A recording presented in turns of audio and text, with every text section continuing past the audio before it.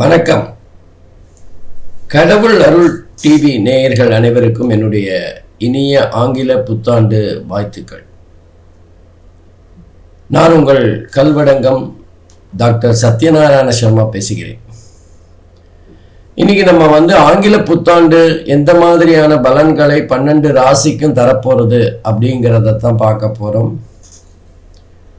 இந்த வருடம் ஆங்கில புத்தாண்டு பிறக்கின்ற அந்த வேளை ஒரு சிறப்பான நிகழ்வுகளை உள்ளடக்கியதாக இருக்கும். அதாவது இந்த வருட கிரகங்கள் என்று சொல்லப்படுகின்ற சனி பகவான், குரு பகவான், ராகு கேது பகவான் ஆகிய 3-4 கிரகங்களும் பெயர்ச்சி ஆகின்றது. அதுல முதல்ல பார்த்தோம்னா சனி பகவான் மார்ச் 29ஆம் தேதி 2025 அன்று இரவு 11:01 கும்பராசியிலிருந்து மீன ராசிக்கு பயிற்சியாரார். அப்போ ஒரு 3 மாசம் கும்பராசியிலும் மீதி 9 மாதங்கள் மீன ராசியிலும் இருந்து பலன்களை தரப்போறார். அடுத்து நம்ம வருட கிரகத்தில் முக்கியமானது குரு பகவான். குரு பகவானை பொறுத்தவரை மே மாதம் 14ஆம் தேதி 2025 அன்று காலை 7:07 ரிஷப ராசியிலிருந்து மிதுன ராசிக்கு பயிற்சியாரார். அப்போ குரு பகவானை பொறுத்தவரை ஒரு 5 மாசம் ரிஷப ராசியிலும் மீதி ஒரு 7 மாதங்கள் மிதுன ராசியிடமிருந்து பலனை தரப்போறார். குரு பயிற்சியை பொறுத்தவரை அதிசார பயிற்சியும் கூட இருக்கிறது. அதாவது அக்டோபர் 17ஆம் தேதி 2025 குரு பகவான் அதிசாரமாக மிதுன ராசியிலிருந்து கடகராசிக்கு போறார்.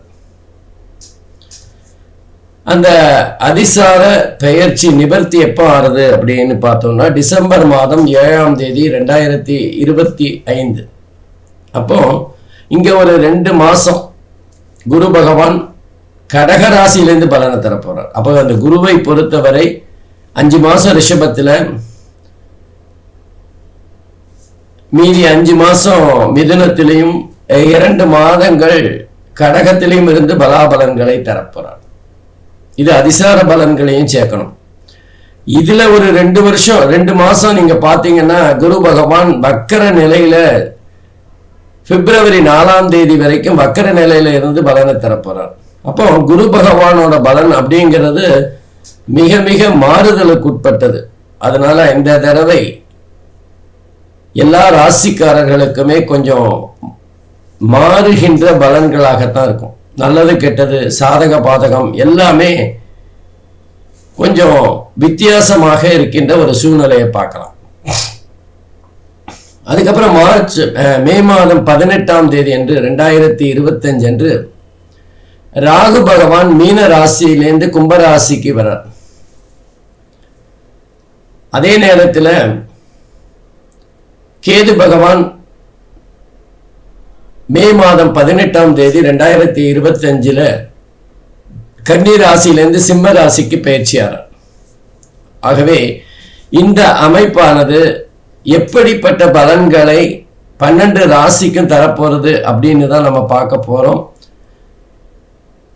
2024 போல 2025 அவ்வளவு ரொம்ப ட்ரையா இருக்காது. கொஞ்சம் நிம்மதியான சூழ்நிலை இருக்கும். சந்தோஷங்கள் அதிகரிக்கின்ற ஒரு சூழ்நிலை இருக்கும். 2024 விட 25 ரொம்ப நல்லா தான் இருக்கும். அதே மாதிரி இயற்கை சீற்றம் கூட வெகுவாக குறைகின்ற ஒரு சூழ்நிலையை பார்க்கலாம். 2024 நம்ம எதிர்பாராத புயல் மழை எல்லாமே இந்தியாவை சுத்தி சுழட்டி அடிச்சிருச்சு.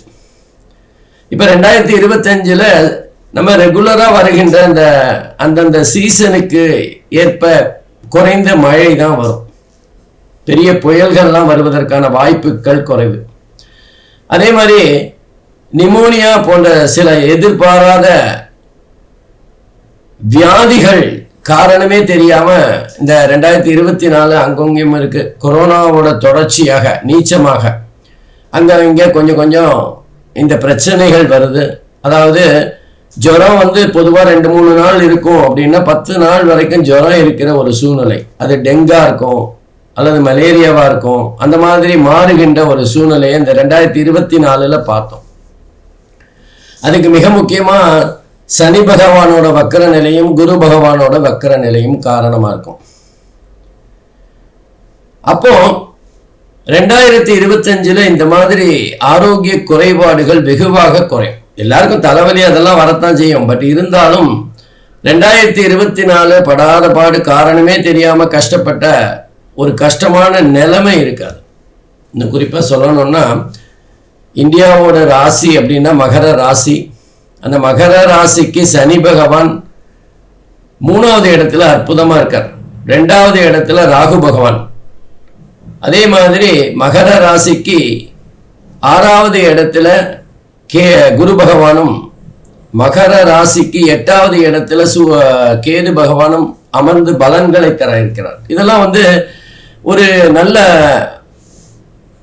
கடந்த வருடம் 2024 விட சிறப்பான பலன்களாகத்தான் கண்டிப்பா இருக்க போறது. அப்ப இந்தியாவில் மழை, சீதோஷ்ணம், புயல், இயற்கை சீற்றங்கள் இதெல்லாம் வெகுவாக குறையும். அரசியல்ல இருக்கிற குழப்பங்கள் வெகுவாக குறைந்து ஒரு நிம்மதியா ஒரு ஸ்மூத்தா போற ஒரு சூழ்நிலை இருக்கும். 2025 இந்தியாவுக்கும் சரி மற்ற தனிப்பட்ட நபர்களுக்குமே ஓரளவுக்கு நன்மைகளை அதிகமாக தர்ற மாதிரி தான் இருக்கும். இந்தியாவோட மதிப்பு வெளிநாடுகளில் கொஞ்சம் அதிகரிக்கின்ற ஒரு சூழ்நிலையை பார்க்கலாம். இந்தியாங்கிறது ஒரு ஆச்சரியமாக பார்க்கின்ற ஒரு சூழ்நிலை ஏற்படும். இந்தியாவோட பல சாதனைகள் வெளியே பேசப்படுகின்ற ஒரு கட்டத்தை பார்க்கலாம். வெளிநாட்டில் இருக்கிற பல இந்தியர்கள் தங்களுடைய திறமைகளை வெளிக்கொண்டு வருகின்ற ஒரு காலகட்டமாக இருக்கும். பொதுவாக 2025 இந்தியாவுக்கு மிக அற்புதமான காலகட்டமாக இருக்கும். இந்த மாதிரியான ஒரு சூழ்நிலையில் இந்த 2025 12 ராசிக்கும் எப்படி பட்ட பலன்களை தரப்போறது அப்படிங்கிறத தனித்தனியாக அந்தந்த ராசிக்கு பார்க்கலாம். வாங்க போகலாம். அன்புக்கினிய மேஷ ராசி அன்பர்களே, இந்த 2025 எப்படிப்பட்ட பலன்களை மேஷராசி அன்பர்களுக்கு தரப்போகிறது அப்படின்னு பார்க்கலாம். மேஷராசியை பொறுத்தவரை இதுவரை 11வது இடத்தில் இருந்து மிக அற்புதமான பலன்களை தந்து கொண்டிருந்த சனீஸ்வர பகவான் இப்போ 12வது வீட்டுக்கு, விரயஸ்தானத்துக்கு, அயன சயன சுகஸ்தானத்துக்கு, மோட்சஸ்தானத்துக்கு வரப்போறார்.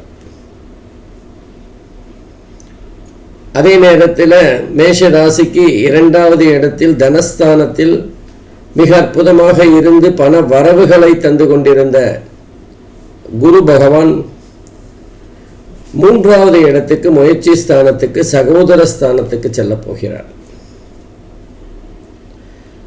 அதே போலவே மேஷ ராசிக்கு 6வது இடத்தில் சஞ்சாரம் செய்து கொண்டு அற்புதமான பலன்களை தந்து கொண்டிருந்த கேது பகவான் தற்சமயம் 5வது வீடு புத்திரஸ்தானம், பூர்வ புண்ணியஸ்தானத்திற்கு வந்து பலன்களை தர இருக்கின்றார். ராகு பகவானை பொறுத்தவரை மேஷ ராசிக்கு 12வது இடமாக இருந்தாலும் குருவின் வீடு என்கின்ற காரணத்தினால் மிதமான பலன்களை தந்து கொண்டிருந்த ராகு பகவான் தற்சமயம் 11வது வீட்டிற்கு லாபஸ்தானத்தில் சஞ்சாரம் செய்து பலன்களை தர இருக்கின்றார். அப்போ இந்த 2025 அப்படிங்கிறது மேஷராசியை பொறுத்தவரை சிறப்பாக இருந்தாலும் 2024 விட ஒரு படி குறைவாகத்தான் பலன்களை தர இருக்கின்றார். 2024 3 கிரகங்கள் அற்புதமான இடங்கள்ல இருந்து பலன்களை தந்து கொண்டிருந்தார்கள். இப்போ அப்படி இல்லை. குரு பகவான் தனஸ்தானத்திலேருந்து 3வது இடத்துக்கு போகிறார். குருவை பொறுத்தவரை 3, 4 அப்படிங்கிறது சுமாரான பலன்களை தருகின்ற ஒரு இடம்.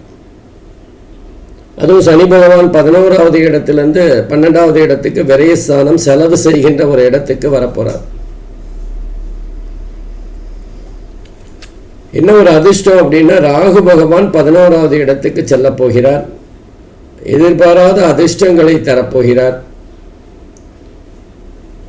அதே நேரத்தில் கேது பகவான் குழந்தைகள் விஷயத்தில் சில பிரச்சனைகளை ஏற்படுத்துவார். அவர்களுடைய நிலை கண்டு கவலைப்படுகின்ற ஒரு சூழ்நிலையை ஏற்படுத்துவார். சரி, முதல்ல சனி பயிற்சி ஆப்போகிறது இந்த 2025 29 மார்ச் மாதம் 2025 நடைபெற இருக்கின்ற அந்த சனி பயிற்சியானது சனி பகவான் 12வது வீட்டுக்கு விரயஸ்தானத்துக்கு வரப்போகிறார். கொஞ்சம் மேஷராசி என்பர்கள் கேர்ஃபுல்லாக இருக்கணும்.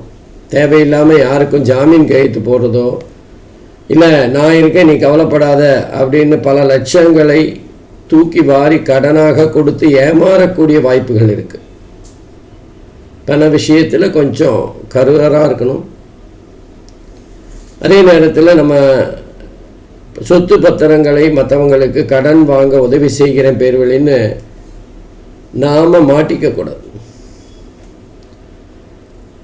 நம்ம எதிர்பார்த்த எல்லா விஷயங்களிலும் பணம் தாராளமாக செலவாகும். விரயஸ்தானம் இல்லை.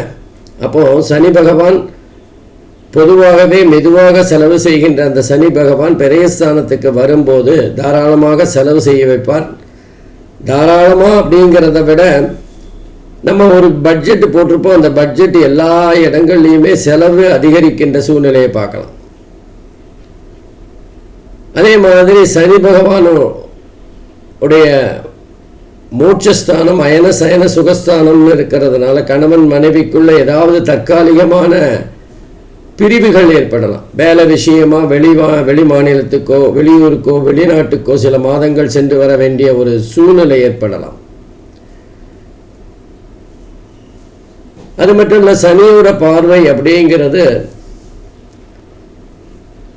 தனஸ்தானம் என்று சொல்லப்படுகின்ற 2வது இடத்துக்கு வேறுது.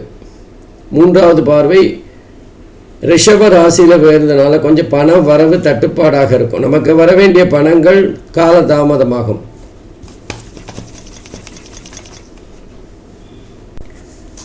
அதனால் கொஞ்சம் பொருளாதாரத்தில் சிக்கல்கள் ஏற்படக்கூடிய வாய்ப்புகள் இருக்குது. சனியோட 3வது பார்வை வாக்குஸ்தானத்தில் வேறுதுனால நம்முடைய வாக்குகள் நம்பிக்கை இழக்கக்கூடிய தன்மையும் இருக்கும். நம்ம ஒரு வார்த்தை சொல்லுவோம், அதை செயல்படுத்த முடியாத ஒரு இக்கட்டான சூழ்நிலை ஏற்படலாம்.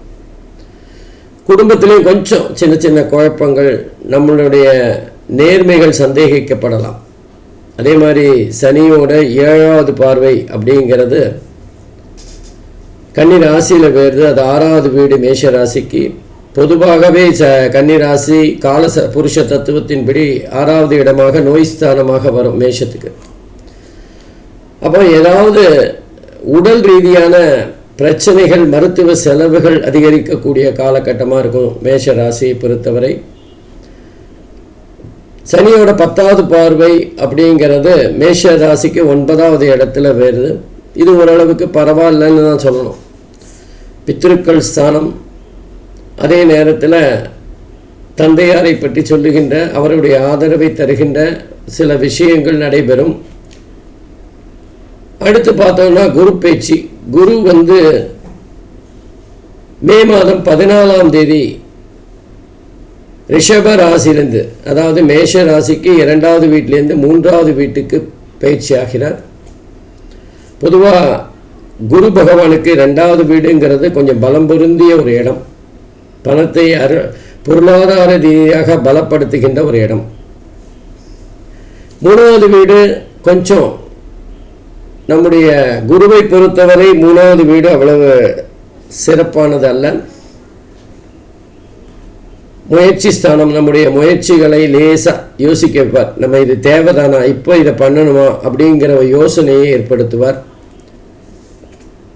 ஆனால் அதே நேரத்தில் ஐடி ஃபீல்டில் இருக்கிறவங்க, கம்யூனிகேஷன் தொலைத்தொடர்பு சம்பந்தப்பட்ட வேலையில் இருக்கிறவங்க, கம்ப்யூட்டர் சார்ந்த வேலையில் இருக்கிறவங்க, அதே மாதிரி படிக்கிற மாணவர்கள், இவர்களுக்கெல்லாம் கொஞ்சம் முன்னேற்றம் இருக்கும். அவர்களுடைய புத்திசாலித்தனம் பேசப்படும். சகோதரர்களுக்கு உதவுகின்ற வகையிலும் அல்லது சகோதரர்கள் மூலமாக சில நெருக்கடிகள் வந்து செல்லும். குருவோட பார்வை அப்படின்னு பார்த்தோன்னா மிதுன ராசியிலேருந்து குரு பகவான் 5வது பார்வையாக துலாம் ராசியை பார்க்குறார். அது மேஷ ராசிக்கு 7வது வீடு. மிக சிறப்பான ஒரு அமைப்பு தான். களத்திர ஸ்தானத்தை பார்க்குறார். திருமணத்துக்காக காத்திருக்கிறவர்களுக்கு திருமணம் நடைபெறக்கூடிய காலமாக இருக்கும். அதே மாதிரி கூட்டு தொழில் செய்கின்றவர்களுக்கு அவர்களுடைய தொழிலில் பெரிய அளவில் முன்னேற்றம் இருக்கக்கூடிய வாய்ப்புகள் இருக்குது. நண்பர்கள் மூலமாக மிக அற்புதமான பலாபலன்களை பெறப்போகிறீர்கள். குருவோட 7வது பார்வை அப்படிங்கிறது மேஷ ராசிக்கு 9வது வீட்டில் வருது. பொதுவாக 9வது வீடு பித்திருக்கள் ஸ்தானம் அல்லது தந்தையாரை பற்றி சொல்லுகின்ற இடம். அந்த இடத்துல குருவோட பார்வை வருதுனால தந்தையாருடைய உதவி, அவருடைய ஆலோசனை, அவருடைய அருகாமை இதெல்லாம் மிகப்பெரிய அளவில் மேஷராசி அன்பர்களுக்கு பலத்தை தரும். சில பேருக்கு தொழில் தொடங்குவதற்கு முதலீடு தந்தையாரிடமிருந்து வரும். அல்லது சில பேர் தந்தையாருடைய தொழிலையே தொடங்குகின்ற அல்லது அதை கண்டினியூ பண்ணுகிற ஒரு சூழ்நிலை கூட ஏற்படும். மொத்தத்தில் தந்தையார் மூலமாக பலன்களை பெறுகின்ற ஒரு ராசி தான் மேஷ ராசி இந்த காலகட்டத்தில். அதே மாதிரி குருவோட 9வது பார்வை அப்படிங்கிறது மேஷ ராசியை பொறுத்தவரை 11வது வீட்டில் வருது, லாபஸ்தானத்தில் வருது. அப்போ வியாபாரம் செய்கிறவர்கள், தொழில் செய்கிறவர்கள், வேலை செய்கிறவர்கள் எல்லாருக்குமே ஏதாவது ஒரு வருமானத்தை அதிகரிக்கின்ற ஒரு சூழ்நிலை யோகம் ஏற்படும். ஷேர் மார்க்கெட்டில் பணம் போட்டிருக்கிறவங்களுக்கு, கொஞ்சம் பங்கு சந்தை இதிலெல்லாம் இருக்கிறவங்களுக்கு பண வருமானம் அதிகரிக்கும். முக்கியமாக வியாபாரத்தில் இருக்கிறவங்களுக்கு அவங்களுக்கு வர வேண்டிய பணம் சரியான நேரத்தில் வரும். ஆகவே குரு பகவானுடைய பலன்கள் மிக சிறப்பாகத்தான் இருக்கும். கேது பகவானை எடுத்துக்கொண்டால் மேஷராசிக்கு 6வது வீட்டிலேருந்து 5வது வீட்டுக்கு வரார்.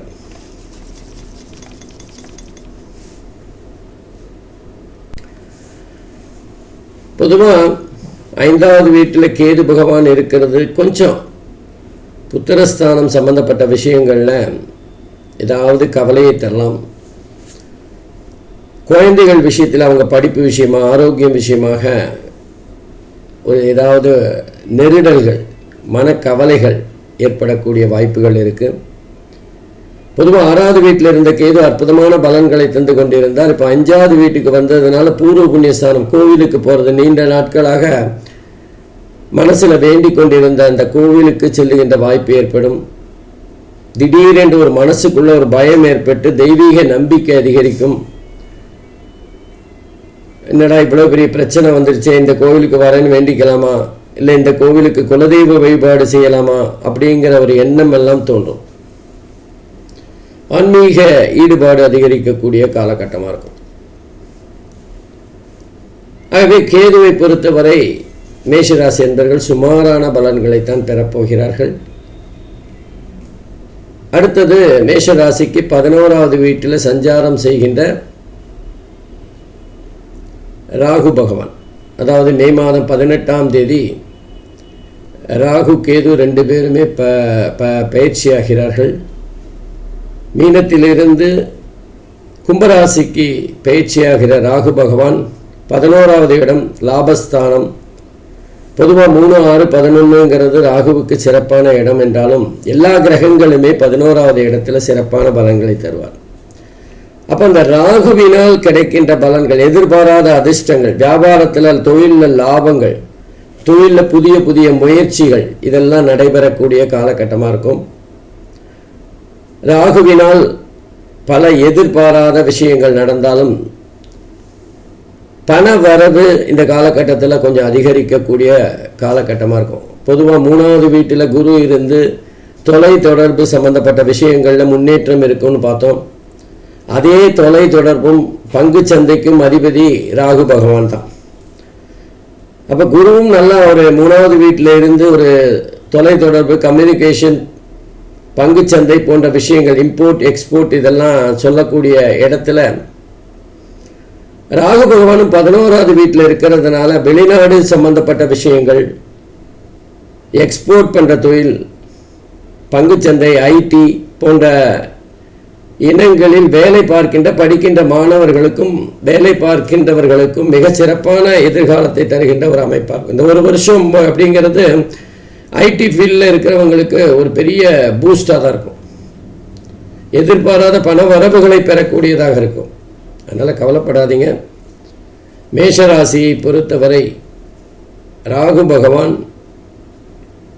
மற்றும் சனி பகவான் 2 பேருமே சுமாரான பலன்களை தந்தாலும் எதிர்பாராத பண வரவுகளை தருவார். சனியினால் ஏற்படுகின்ற எதிர்பாராத பண நஷ்டத்தை ராகு பகவானுடைய அதிர்ஷ்டத்தால் சரி செய்து விடுவார். ஆகவே இந்த காலகட்டம் மேஷராசி அன்பர்களுக்கு மிகச் சிறப்பான புத்தாண்டாக இருக்கும். மேஷராசி அன்பர்களுக்கு என்னுடைய புத்தாண்டு வாழ்த்துக்கள். நன்றி, வணக்கம், வாழ்க வளமுடன். கடவுள் அருள் டிவியை பார்த்தமைக்கு நன்றிகள். மேலும் இது போன்ற தகவல்களை தெரிந்து கொள்ள கடவுள் அருள் டிவியை சப்ஸ்கிரைப் செய்யுங்கள். மறக்காமல் பெல் ஐக்கானை கிளிக் செய்யுங்கள்.